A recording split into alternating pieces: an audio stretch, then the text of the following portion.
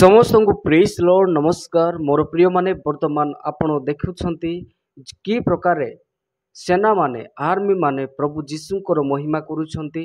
अनेक आंठुपाती प्रार्थना करूछंती।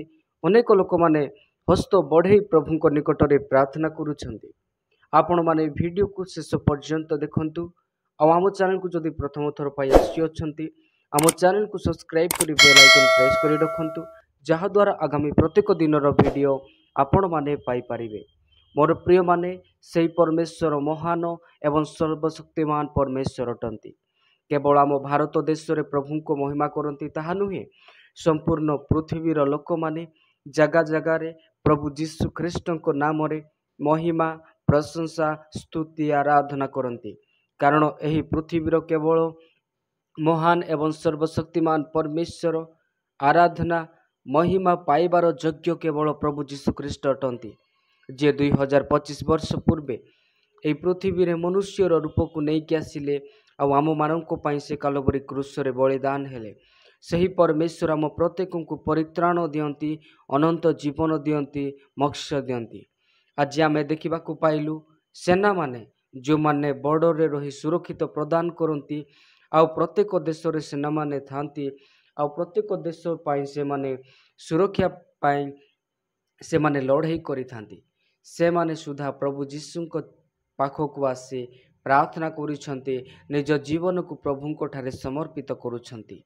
मोर प्रिय माने आर्मी माने सुधा जानिछंती जे जीवंत परमेश्वर जे प्रभु जीशु ख्रीस्ट आउ ताहांकु उपासना करिबा आमानकर कर्तव्य। परमेश्वर आम मानक एइथिपाई तो सृष्टि करियछंती, आमे जे प्रकारे ताहांकर महिमा ताहांकर स्तुति आम जीवन द्वारा करिबो।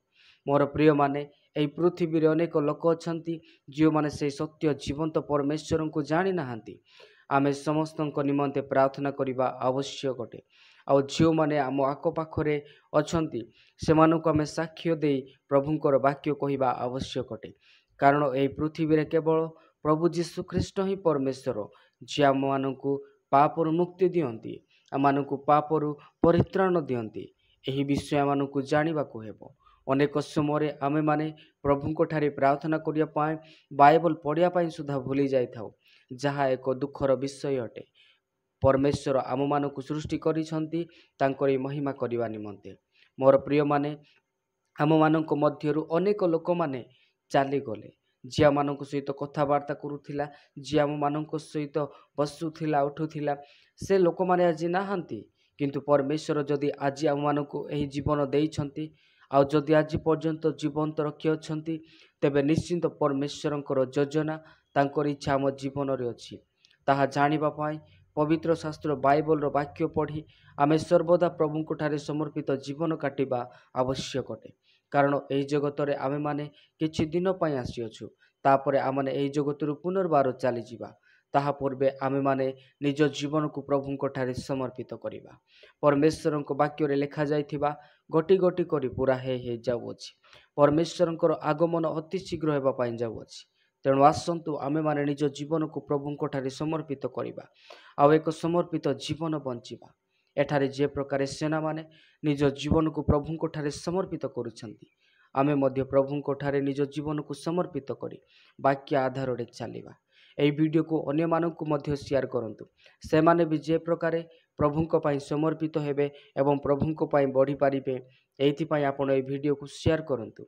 हाँ, आपण माने आपणकर मतामत आजिर एही वीडियो माध्यम रे कमेंट बॉक्स रे लिखि जणांतु।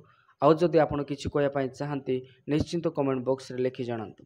तेबे आजिर एही वीडियो को म बेसी लंबा करू नाही, एथिगरे समाप्त करू अछि। पुणी देखाइबा आगामी वीडियो रे। आपण समस्त को praise the Lord, God bless you all. पुणी देखाइबा आगामी वीडियो रे। प्रभु आपण समस्त संग रे रुहंतु। आमेन।